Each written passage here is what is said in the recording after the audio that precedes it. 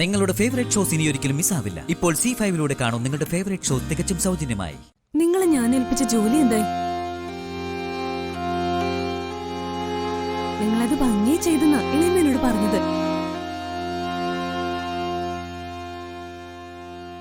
അതൊരു ചതിക്കല്യാണമായിരുന്നു മാഡം. കുട്ടിക്ക് ബന്ധുക്കളായി രണ്ടാനമ്മയും മക്കളും മാത്രമേ ഉണ്ടായിരുന്നുള്ളൂ. അവളുടെ ഇരട്ടി പ്രായമുള്ള ഒരു ബന്ധുവുമായി വീട്ടുകാർ അവളുടെ വിവാഹം ഉറപ്പിച്ചു.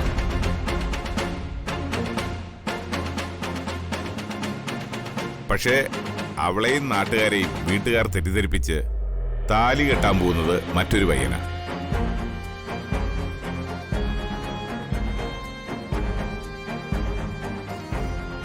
എല്ലാം പൊളിച്ചടുക്കിട്ടെ ജീവനോടെ ഇവൻ ഇവിടുന്ന് പോയില്ല. ഇവന്റെ കഥ ഞാൻ തീർക്കും. ആ സമയത്ത് മറ്റൊരു പയ്യൻ വന്ന് അവളുടെ കഴുത്തിൽ താലി കെട്ടി അല്ലേ? അതെ മാഡം. ഇതൊക്കെ എനിക്ക് അറിയാവുന്ന കാര്യങ്ങളാ. എനിക്ക് അറിയേണ്ടത് അവളുടെ കഴുത്തിൽ താലി കെട്ടിയത് ആരാണെന്ന്.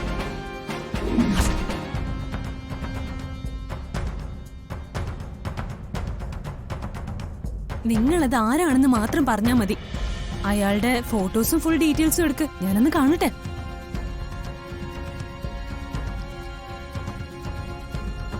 മാഡം, ആ പയ്യൻ ഈ സിറ്റി തന്നെ ഉണ്ട്. വലിയ കാശുകാരനവൻ. നിങ്ങൾക്ക് അയാളെ കണ്ടെത്താനായില്ലേ? ഞാനവന്റെ അടുത്തെത്തിക്കഴിഞ്ഞു മാഡം.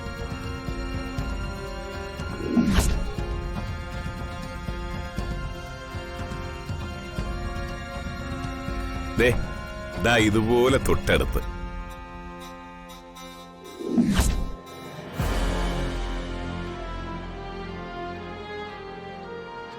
നിങ്ങൾ ഇങ്ങനെ എങ്ങും തൊടാതെ പറഞ്ഞിട്ട് എന്ത് കാര്യമുള്ളത്? ഊഹാപോഹം അല്ല എനിക്ക് കേൾക്കേണ്ടത്. ഇതുവരെയുള്ള എന്റെ അന്വേഷണത്തിന്റെ പുരോഗതി ഒന്ന് ധരിപ്പിക്കാനാ ഞാൻ വന്നത്. മാഡത്തെ വിളിച്ച് കിട്ടാതെ വന്നപ്പോ ഞാൻ മറ്റൊരു കേസിന്റെ വഴിയെ പോയി. മാഡം റെസ്പോണ്ട് ചെയ്തിരുന്നെങ്കിൽ ഞാൻ എപ്പോഴേ അവന്റെ മുന്നിലെത്തുമായിരുന്നു.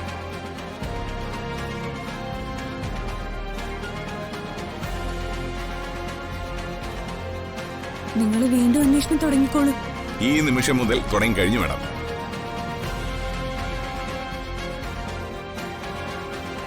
പിന്നെ കുറച്ച് ഫണ്ട് കൂടെ വേണം മാഡം.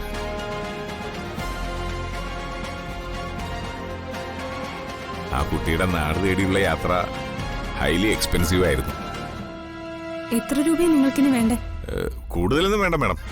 ഇപ്പൊ ഒരു 25,000 രൂപ മാത്രം മതി. ശരി, ഞാൻ അക്കൗണ്ടിലേക്ക് ഇട്ടേക്കാം.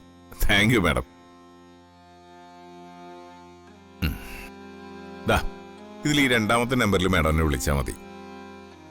ശരി, എന്നാ ഇറങ്ങട്ടെ മാഡം. നിങ്ങൾ എത്രയും വേഗം അയാളെ കണ്ടുപിടിക്കണം. മാഡം, ഒരു വെഡിങ് കാർഡ് എന്റെ കയ്യിൽ കിട്ടിയിട്ടുണ്ട്.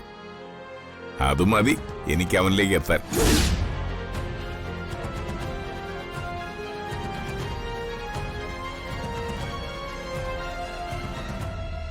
എന്നാ ശരി മാഡം. പോട്ടെ സാറേ.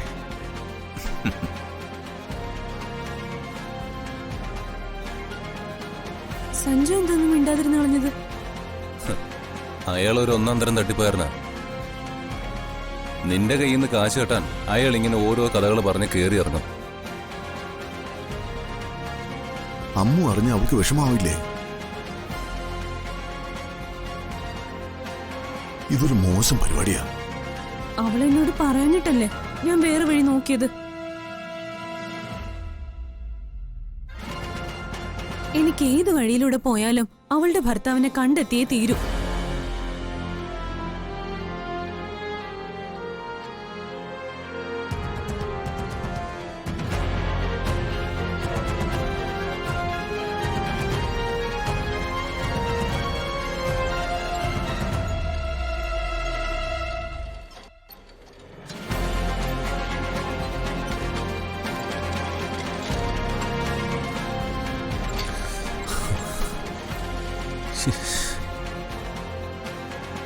സഞ്ജു, അവനെല്ലാം അറിയാം. അവൻ എന്തോ പ്ലാൻ ചെയ്യുന്നുണ്ട്.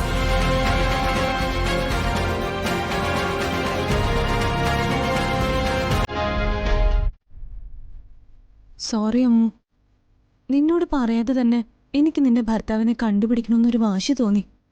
അതാ ഒരു ഡിറ്റക്റ്റീവിന്റെ സഹായം തേടിയത്. ആ മനുഷ്യനെ കണ്ടുപിടിച്ചിട്ട് ചേച്ചി എന്ത് നേടാൻ പോകുന്നെന്ന് എനിക്ക് മനസ്സിലാവുന്നില്ല. നിന്റെ ഭർത്താവ് ആരാണെന്ന് നീ പറഞ്ഞിരുന്നെങ്കിൽ എനിക്ക് ഇങ്ങനെ ഒരു വഴിക്ക് പോകേണ്ടി വരുമായിരുന്നോ? ശരിക്കും എനിക്ക് ഈ കാര്യത്തിൽ ഒരുപാട് വേദനയുണ്ട്.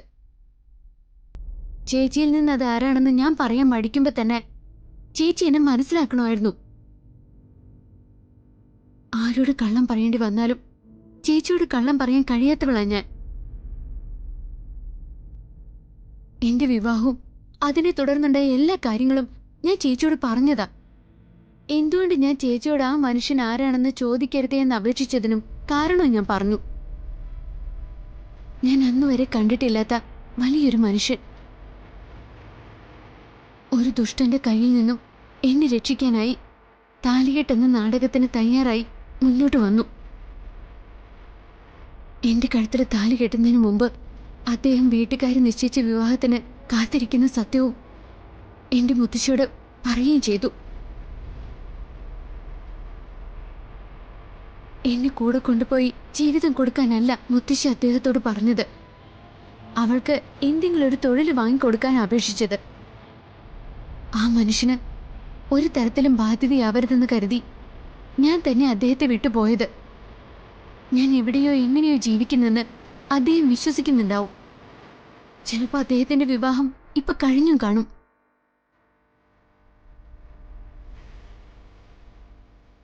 ചേച്ചി ഇപ്പൊ ശ്രമിക്കുന്നത് അദ്ദേഹത്തിന് വേട്ടയാടുന്നതിന് തുല്യ.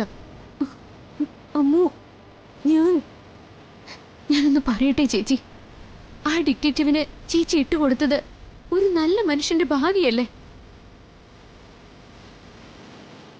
ആ മനുഷ്യൻ ഒരു പെൺകുട്ടിയുടെ കൂടെ സന്തോഷത്തോടെ ജീവിക്കുമ്പോ ആ ഡിറ്റക്റ്റീവ് അവിടെയും കടന്നു കയറില്ലേ?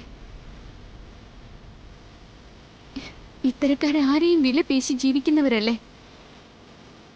അയാൾ അങ്ങനെ ചെയ്യില്ലെന്ന് ചേച്ചിക്ക് എന്തുറപ്പാ ഉള്ളത്? അയാൾ ആരാണെന്നോ എങ്ങനെ ജീവിക്കുവാണെന്നോ അറിയാനുള്ള കൗതുകം കൊണ്ടൊന്നും അല്ല ഞാൻ ഇതേപ്പറ്റി അന്വേഷിച്ചത്. എനിക്ക് അയാൾ ആരാണെന്ന് അറിയേം വേണ്ട. പക്ഷേ ഇപ്പോഴും അയാളുടെ ബന്ധനത്തിലാ നീ. അതാ നിന്റെ കഴുത്തിൽ ഈ താലി.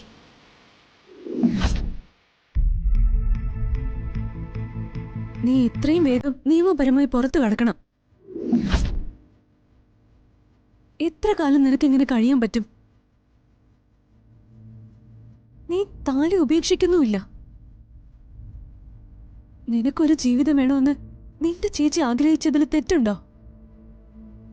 എങ്കിൽ നീ പറ.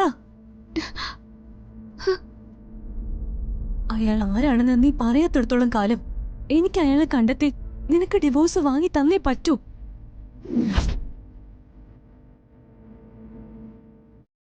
ഡൗൺലോഡ് ചെയ്യൂ C5 ആപ്പ്. കാണൂ എല്ലാ എപ്പിസോഡുകളും സൗജന്യമായി.